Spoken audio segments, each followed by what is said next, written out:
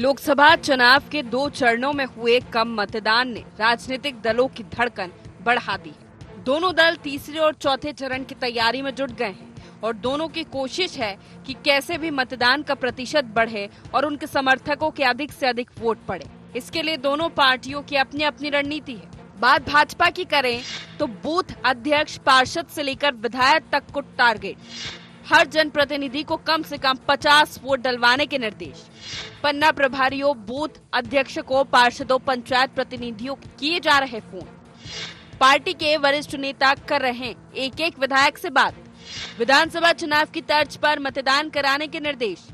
केंद्र और राज्य सरकार की योजनाओं के हितग्राहियों से संपर्क करेंगे विधायक। सोशल मीडिया प्रोफाइल से विधायकों की सक्रियता पर रखी जा रही नजर। बुजुर्गों से आयुष्मान योजना के फॉर्म भरवा रही भाजपा।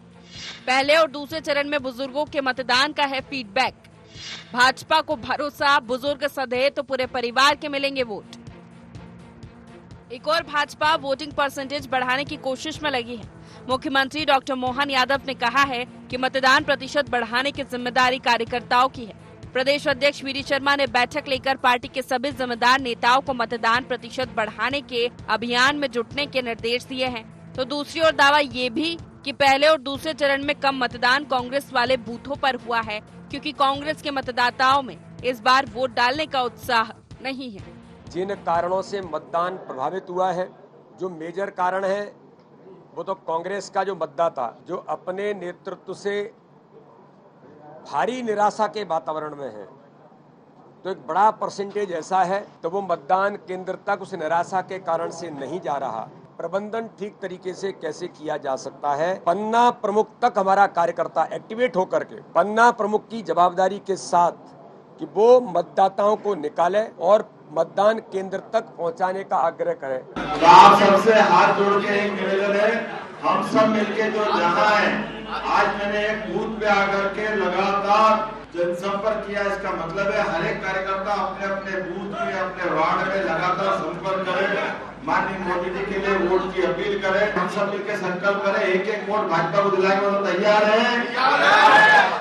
भाजपा कम मतदान से कांग्रेस को नुकसान बता रही है, तो कांग्रेस इसे मोदी मैजिक उतरने का नतीजा बता रही है। कांग्रेस का दावा है कि पिछले 2 लोकसभा चुनावों में मोदी के नाम का जो मैजिक चला वो उतर चुका है। मतदान घटना साफ संकेत है कि मतदाता भाजपा की विदाई के लिए तैयार है। जिस तरह से मतदान कम हो रहा है, ये चुनौती किसी राजनीतिक दलों के नहीं, ये लोकतंत्र के लिए चुनौती है।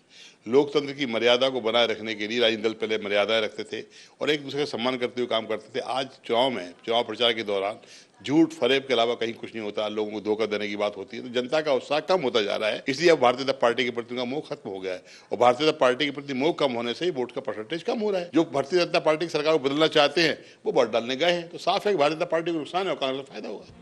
कांग्रेस ऊपरी तौर पर भले कम मतदान से भाजपा को नुकसान होने की बात कहे, लेकिन मतदान का प्रतिशत घटने से चिंता उसकी भी बढ़ी है। कांग्रेस तीसरे और चौथे चरण की हर सीट पर अपना फोकस बढ़ा रही है। कांग्रेस का प्लान, राहुल प्रियंका के तूफानी दौरे होंगे। हर सीट की अलग अलग रणनीति बन रही। तीसरे चरण में कांग्रेस ज्यादा मजबूती से मैदान में नजर आ रही। राहुल गांधी ने भिंड में सभा को संबोधित किया। प्रियंका गांधी ने मुरैना में चुनावी सभा की। राहुल चौथे चरणों की सीटों पर सभा करेंगे। 6 मई को राहुल गांधी झाबुआ और 7 को बड़वानी में रहेंगे। हर सीट के जातिगत समीकरण के अनुसार कमराबंद बैठकें चल रही हैं। पूर्व मंत्री, विधायक और प्रत्याशी उनके करीबी बैठक कर रहे हैं। ग्वालियर, चंबल में कांग्रेस आक्रामक प्रचार कर रही है। मध्य भारत और मालवा क्षेत्र में खामोशी कांग्रेस का प्रचार चल रहा। कांग्रेस प्रत्याशी और नेता अलग अलग समाजों और समूहों में संपर्क कर रहे हैं। कांग्रेस संविधान बचाने की दुहाई देकर दलितों और ओबीसी पर फोकस बढ़ा रही है।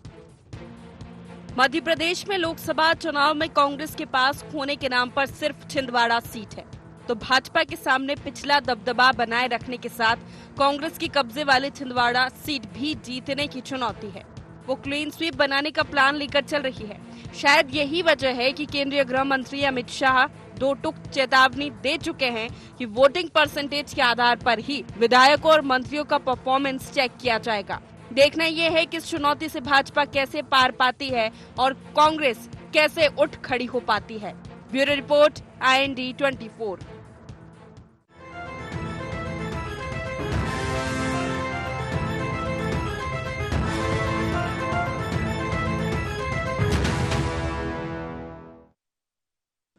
नमस्कार। इंडिया एजेंडा वोट से किसको चोट में आपका स्वागत है। मैं हूं आपके साथ नवीन पुरोहित। चर्चा को विस्तार देंगे उसके पहले इंडिया एजेंडा के मुख्य बिंदुओं की तरफ एक निगाह डालते हैं। कम वोट से किसको पड़ेगी चोट? बूथ तक क्यों नहीं पहुंच रहे वोटर्स? क्या वोटिंग प्रतिशत तय करेगा मंत्रियों विधायकों का भविष्य? मतदाता का कांग्रेस से मोहभंग या उतर गया मोदी मैजिक? नमस्कार। इन्हीं सवालों के साथ चर्चा में आप सबका पुनः स्वागत है। वर्तमान लोकसभा में वादों और दावों की भरमार है, लेकिन इन वादों दावों के बीच एक ऐसा मसला भी है जिस पर दोनों दल एक दूसरे को उत्तरदायी ठहरा रहे हैं, वो है कम voting percentage. Bharatiya Janata party कह रही है कि जो कांग्रेस से संबंधित मतदाता है वो इतना हताश है कि वो घर बैठ गया है, यानी कांग्रेस को वोट करने वाला वोटर निकला ही नहीं, इसलिए 10% से ज़्यादा मतदान कम हुआ है। वहीं कम मतदान के प्रतिशत को भारतीय जनता पार्टी के ऊपर प्रश्न चिन्ह बता रही है कांग्रेस। कह रही है कि ये तो कहते थे कि इस बार 10% तो इन्हें अपना वोट शेयर ही बढ़ाना है, तो अगर 10% वोट शेयर बढ़ाना था और ओवरऑल 10% कम हुआ है तो ये भारतीय जनता पार्टी के दावों के खोखलेपन को दर्शाता है। और रही बात हर बूथ पर 370 प्लस करना, तो ये दावे हमने तो नहीं किए थे। कुल मिलाकर भारतीय जनता पार्टी की जोड़ तोड़ की राजनीति के कारण वोटर्स का मोहभंग हुआ है और इसलिए ये वोट परसेंटेज गिरा है। लेकिन अगर मोहभंग हुआ है तो वो सबके लिए नुकसानदायक है। वोटर का मोह भंग नहीं होना चाहिए था, बल्कि वोटर का वोट आक्रोश के साथ बढ़कर आना चाहिए था। कुल मिलाकर वोट की चोट किस पर पड़ेगी, इस मुद्दे पर करेंगे चर्चा। हमारे साथ चर्चा में शामिल हैं ब्रजगोपाल लोया जी, प्रवक्ता मध्य प्रदेश भारतीय जनता पार्टी के हमारे साथ हैं। डॉक्टर अशोक मर्चकोले, पूर्व विधायक मध्य प्रदेश कांग्रेस के हमारे साथ हैं। सुरेश शर्मा जी, वरिष्ठ पत्रकार हमारे साथ हैं। आप समस्त महानुभावों का बहुत बहुत स्वागत है। ब्रजगोपाल जी, जिस प्रकार का दावा था कि हर बूथ पर 370 वोट बढ़ाएंगे और इस बार भारतीय जनता पार्टी का इंडिविजुअली वोट शेयर 10% बढ़ाएंगे, जिस प्रकार का voting percentage, overall voting percentage घटा है, उसकी चिंता दिख रही है। आप उसे बढ़ाने की बातें भी कर रहे हैं, कार्यकर्ताओं को जिम्मेदारियां देने की भी बात कर रहे हैं, लेकिन यह स्वीकार नहीं कर रहे हैं कि इसका नुकसान भारतीय जनता पार्टी को होगा। क्या कहेंगे? देखिए, नुकसान नवीन जी एक अलग विषय है, परंतु स्वस्थ लोकतंत्र के लिए अधिकतम लोग मतदान करें, अपना प्रतिनिधि चुने, अपनी सरकार चुने, ये सर्वाधिक आवश्यक है, जिसका प्रयत्न केवल भारतीय जनता पार्टी कर रही है, कोई राजनीतिक दल नहीं कर रहा है। ये तो पहली बात है। दूसरी बात जो आपने अभी कही कि हम 370 वोट कैसे बढ़ा सकते हैं या 10% वोट बढ़ाने का जो हमारा लक्ष्य है वो कैसे बढ़ा सकते हैं, वो तो लक्ष्य हमने डले मतों में से तय किया है। परंतु यदि कोई राजनीतिक दल, खासतौर से मध्य प्रदेश में चूंकि अकेली कांग्रेस है, कांग्रेस और कांग्रेस समर्थित जो लोग हैं, उन्होंने 19 मार्च से जो प्रोपोगंडा देश में चलाना शुरू किया कि कम मतदान होने से भारतीय जनता पार्टी को नुकसान होगा, तो कांग्रेस के मतदाता ने यह सोचा कि हम इसको और कम कर देते हैं, क्योंकि जितना ज्यादा कम होगा उतना तो फायदा होगा। और वो केस क्यों कांग्रेस ये सोचती है, ये आप भी जानते हो और मैं भी जानता हूं, ये भी एक्चुअली एक तरह का तुष्टीकरण है। जबकि कांग्रेस ये नहीं समझ रही है कि उसका मतदाता वोट डालने नहीं जा रहा। एक छोटे से उदाहरण से बताना चाहूंगा नवीन जी कि होशंगाबाद संसदीय क्षेत्र की उदयपुरा विधानसभा है, वहां बूथ क्रमांक 214 है। ये वो बूथ है जो कभी भारतीय जनता पार्टी नहीं जीतती, और उसमें नहीं जीतने का कारण भी बड़ा स्पष्ट कर दूं, इसमें 475 मुस्लिम मतदाता हैं, और ये मतदाता इस बार उनमें से केवल 173 लोगों ने मत डाला है। यानी ऐतिहासिक रूप से पहली बार हम वो मतदान केंद्र जीतने जा रहे हैं, और वो भी बहुत बड़े मार्जिन से जीतने जा रहे हैं।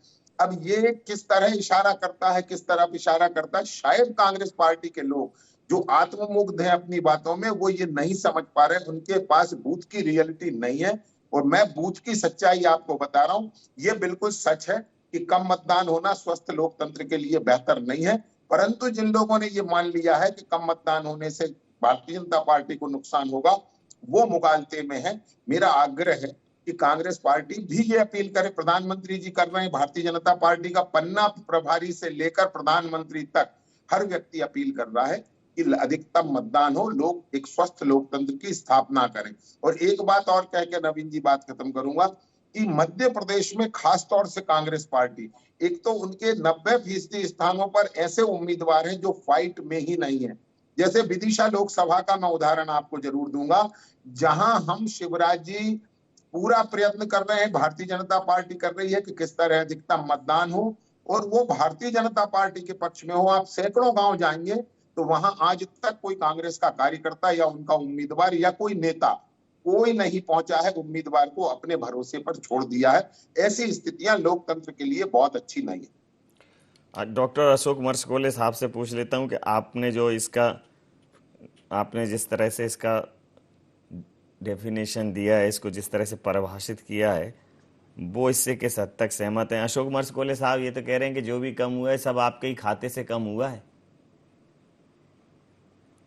नवीन जी, वोटिंग परसेंट का गिरना निश्चित रूप से एक लोकतंत्र के लिए बहुत हानिकारक है। लोकतंत्र के लिए वोटिंग बहुत जरूरी है और वोट परसेंट ज्यादा जितना अधिक हो सकता है उतना होना चाहिए।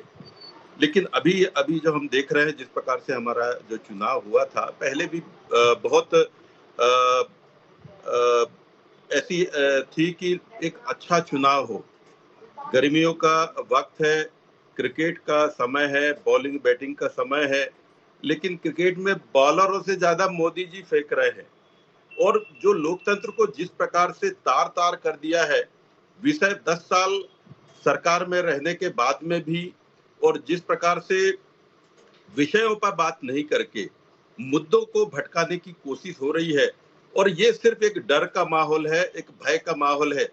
बीजेपी के नेता और प्रवक्ता तो पता नहीं कौन से पाठशाला से पढ़ के आते हैं और एक रटी रटाई भाषा अपनी बोलना शुरू कर देते हैं। लेकिन सच्चाई ये है कि ये डरे हुए हैं।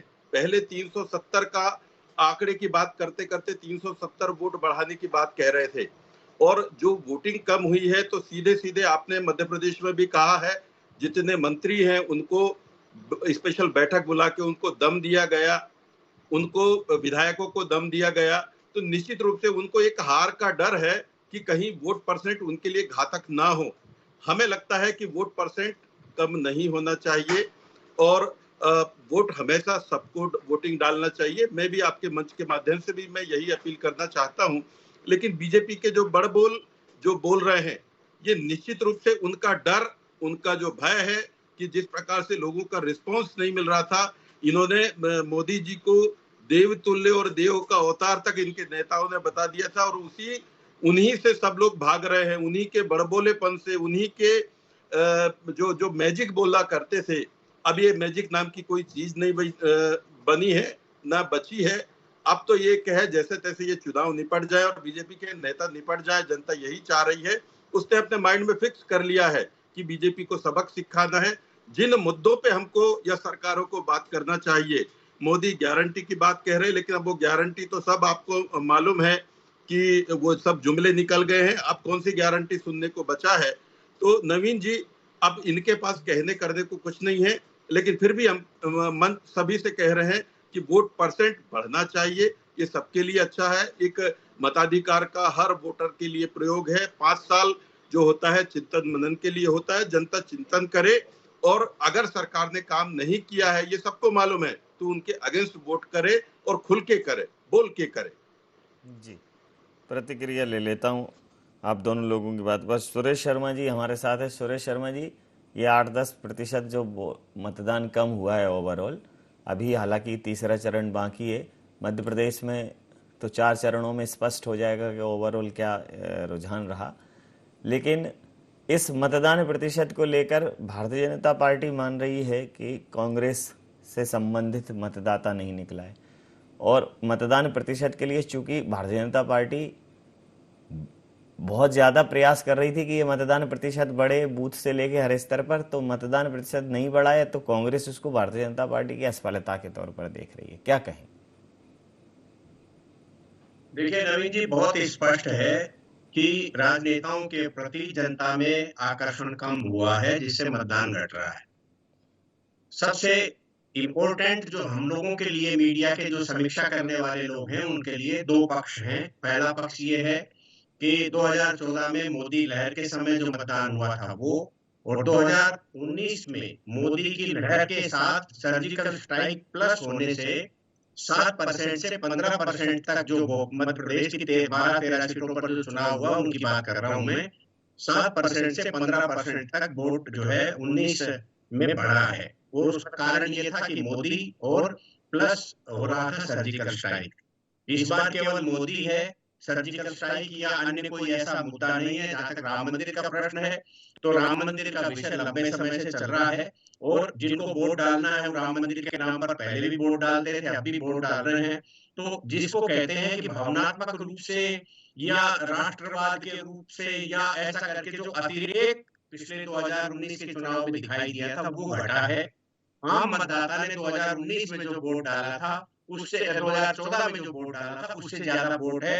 आप सारी सीटों को उठा के देख लीजिए, 3 सीटों में मात्र अंतर है, जिसमें एक है अपना सीधी और दूसरा जो है रीवा, और एक जो है इस वाले जिसको कहते हैं सेकंड चरण में है।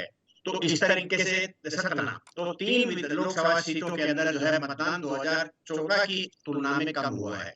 इसलिए पहली बात तो ये है कि ये ठीक है कि 2019 से कम हुआ है, इसलिए हमें तत्काल दिखता है, लेकिन लोकतंत्र का ये वाला पक्ष जो है ये भयभीत करने वाला नहीं है, ये मेरा व्यक्तिगत मानना है। राजनीतिक पार्टियां अपने हिसाब से बोलेंगी कि वो जीत रहा है, वो हार रहा है। जहां तक मतदाता के वोकल होने का प्रश्न है, तो पूरे प्रदेश भर में आपने भी अपने चैनल के माध्यम से दिखाया है, अन्य चैनलों ने भी जो दिखाया है, उसके आधार पर केवल ये चैनलों की दृष्टि से रिपोर्ट है मेरी कि बड़ी संख्या में लोगों ने मोदी को वोट देने की बात कही है, भाजपा को वोट देने की बात एक भी व्यक्ति ने नहीं कही। दूसरा, कांग्रेस को वोट देने के लिए 5% ऐसे लोग थे जिन्होंने खुल करके कहा है कि हम कांग्रेस को वोट देंगे। तीसरा जो पक्ष था मौन रहने वाला, वो लगभग 11 से 12% है। इसलिए बड़ी संख्या में जो वोट डला है वो मोदी के नाम पर डल रहा है। ये राजनीति के लिए कोई अच्छा संकेत नहीं है कि एक जमाने में इंदिरा जी के लिए वोट डलता था तो इंदिरा जी की पार्टी का हालत क्या हो रही है, आज मोदी के लिए वोट डल रहा है, भाजपा के लिए नहीं डल रहा। इसका भविष्य क्या होगा ये आज हम अनुमान लगा सकते हैं, भविष्य के बारे में अभी टिप्पणी करना ठीक नहीं रहेगी। तो इसलिए ये सारा का सारा जो वातावरण में, आप एक चीज देखिए, मैं लगभग 80 से चुनाव कवर कर रहा हूं। मैंने ये देखा है कि भाजपा का कार्यकर्ता, कांग्रेस का कार्यकर्ता वार्ड में टोली बना करके आता था, लोगों से मिलता था, अपना पंपलेट पर्चा देता था। आज आपको एक भी क्षेत्र में कार्यकर्ता इस तरह का प्रचार करता हुआ नहीं देखेगा। बाय द वे आपको कोई दिख जाए तो दिख जाए, तो इसका मतलब केवल मतदाता में उत्साह लाने के लिए बयान देने से काम नहीं चलने वाला। आप अपने कार्यकर्ता को दोनों बड़े राजनीतिक दल सक्रिय करेंगे तो लोगों के बीच में जाएंगे, वो परिस्थितियां इस समय नहीं दिख रही। इस वाला चुनाव तो इतना निराशापूर्ण चुनाव है कि कोई भी आदमी ये नहीं कह रहा है कि आप वोट डालने जाइए, आप कुछ करिए। कोई राजनीतिक कार्यकर्ता नहीं आ रहा। आप विधायक को देख लीजिए, वो नहीं दिखता। आप पार्षद को देख लीजिए, वो अपने वार्ड में नहीं दिख रहा। तो ये परिस्थितियां जो है, ये कोई अब मतदान बढ़ाने के लिए चुनाव आयोग की जिम्मेदारी दे दोगे, मीडिया की जिम्मेदारी दे दोगे, आप बयान जारी कर दोगे, इससे काम नहीं चलता। इसलिए परिस्थितियां इस बार के चुनाव की बहुत है। मैं एक बहुत स्पष्ट शब्दों में एक बात कहना चाहता हूं, ये भाजपा के प्रवक्ता भी बैठे हैं, कांग्रेस के भी बड़े नेता बैठे हैं। केवल ये कह देना कि इस समय मोदी की लहर है, मोदी के लिए वोट डल रहा है, ये भाजपा के कार्यकर्ता को अति आत्मविश्वास की तरफ ले जा रही है, और जनता में जो वोट निकालने वाला जो पैटर्न था भाजपा का, वो भी गायब हो रहा है। ये कोई बहुत अच्छी स्थिति लोकतंत्र के लिए नहीं है। क्या कहेंगे लोया जी, अगर पार्टी व्यक्ति केंद्रित होती जा रही है और कार्यकर्ता का पार्टिसिपेशन कम हो रहा है, तो इसका अल्टीमेटली नुकसान तो आपको होगा, अंततः इसका नुकसान आपको उठाना पड़ेगा। बिल्कुल नवीन जी, यदि कोई व्यक्ति केंद्रित व्यक्ति हो, जो अभी सुरेश जी कह रहे थे कि इंदिरा जी के समय हुआ, परंतु उन्होंने, इंदिरा जी ने भी ये मान लिया कि मैं ही पार्टी हूं, 2 बार पार्टी का विभाजन किया। परंतु नरेंद्र मोदी जी के साथ हम एक दूसरी चीज देखते हैं कि यदि पूरी पार्टी उनके लिए है तो वो भी पूरी पार्टी के लिए हैं। ये भिन्नता है दोनों के ट्रेंड में, माननीय इंदिरा गांधी जी और नरेंद्र मोदी जी में। एक बात अभी हमारे मर्सकोले जी कह रहे थे कि ये चुनाव मुद्दों से भटक रहा है। कभी चुनाव मुद्दों से नहीं भटका। हमने किसी ऐसे मुद्दे की चर्चा नहीं की जो हम 1951 से आज तक नहीं कर रहे। हमने इस देश के विकास की बात एक एक मतदाता तक पहुंचाने का काम किया। किस तरह गरीब कल्याण इन 10 वर्षों में हुआ है उसको एक एक मतदाता तक पहुंचाने में किया, और ये भी उसको बताने का प्रयास किया कि जिस तरह की 65 वर्ष की नीतियों पर कांग्रेस चली आ रही थी, जिस तुष्टीकरण की राजनीति उसने 65 वर्ष करी है, वो आगे आने वाले समय के अपने घोषणा पत्र में पुनः वही बातें कह रही है। तो इसमें क्या गलत है? और एक बात और बताऊं कि अंतिम छोर पर बैठा जो गांव का गरीब है उसे ये मालूम है कि उसके घर तक, उसके गांव तक जो सड़क पहुंची है वो कब पहुंची है और किसकी सरकार के दौरान पहुंची है। उसे ये मालूम है कि उसकी थाली में जो अन्न है उन 80 करोड़ लोगों को मालूम है कि ये माननीय नरेंद्र मोदी जी की सरकार से है। उसे ये मालूम है कि जो किसान सम्मान निधि की राशि बिना 1 रुपए कम हुए पूरे के पूरे उसके खाते में आ रहे हैं। उसे मालूम है, उस लाडली बहना को मालूम है कि ये राशि किसने प्रारंभ करी, कौन दे रहा है। सबको सब कुछ मालूम है।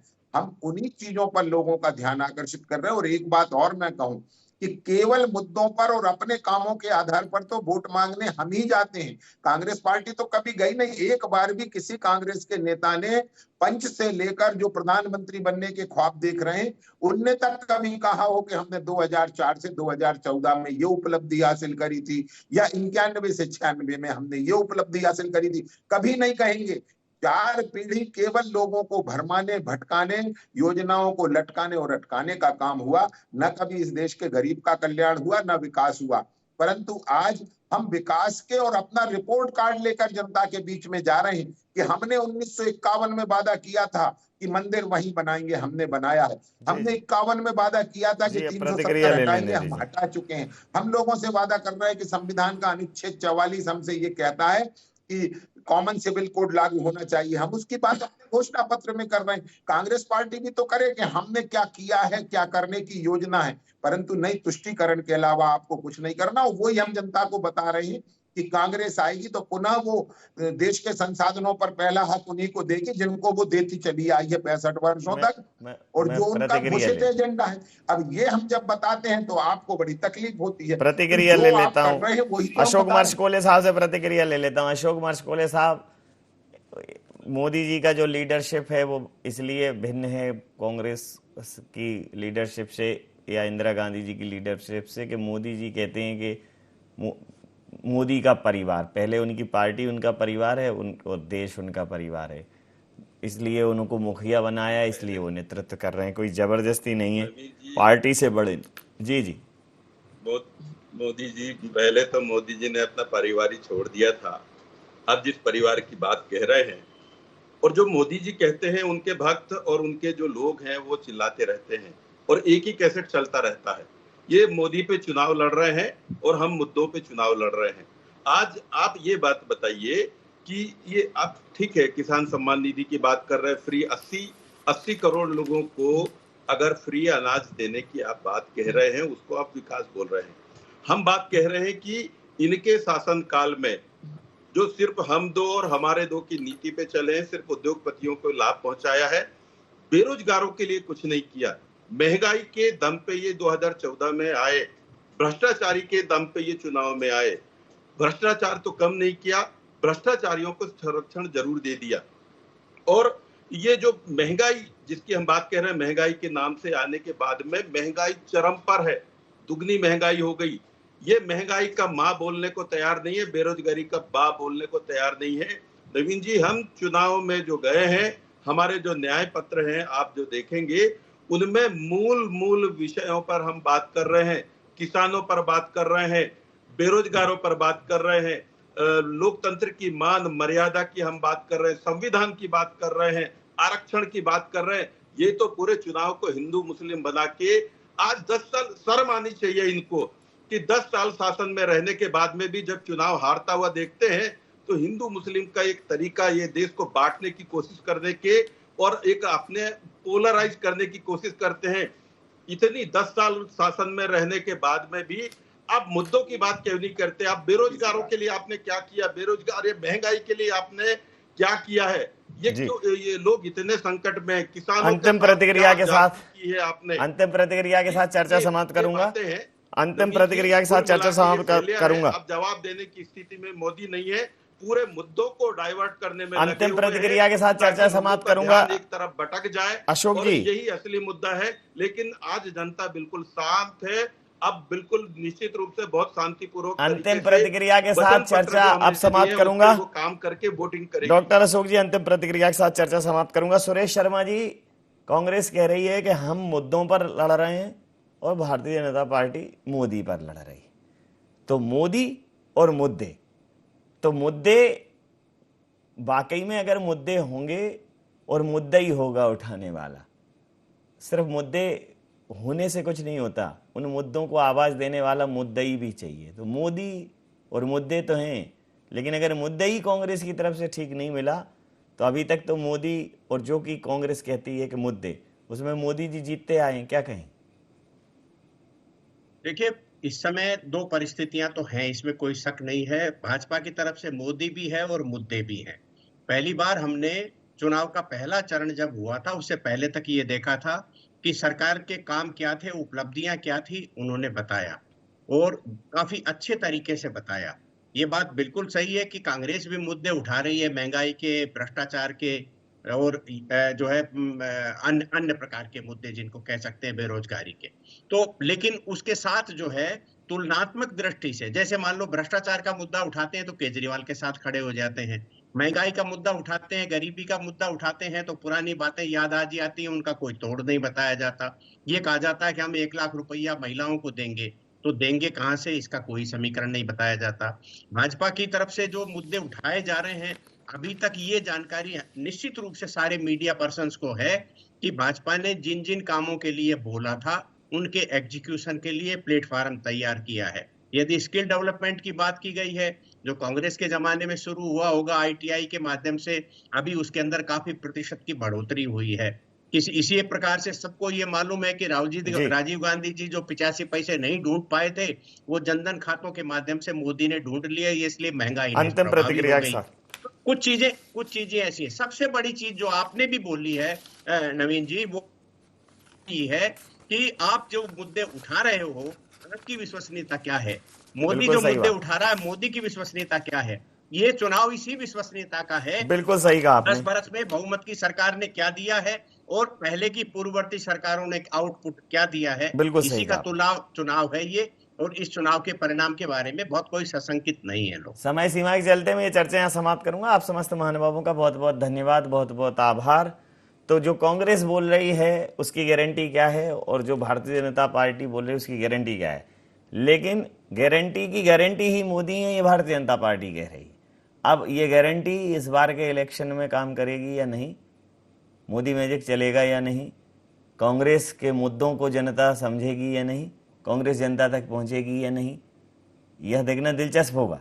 लेकिन जिस प्रकार से वोटिंग प्रतिशत कम हुआ है, कोई तो है जो जनता के पास तक नहीं पहुंचा है, या कोई तो है जिसके लिए जनता मतदान केंद्र तक नहीं जा रही है। वो कौन है, इसका खुलासा तो 4 जून को ही होगा। तो IND एजेंडा में नहीं, आप बने रहिए IND 24 के साथ और देखते रहिए IND 24। नमस्कार।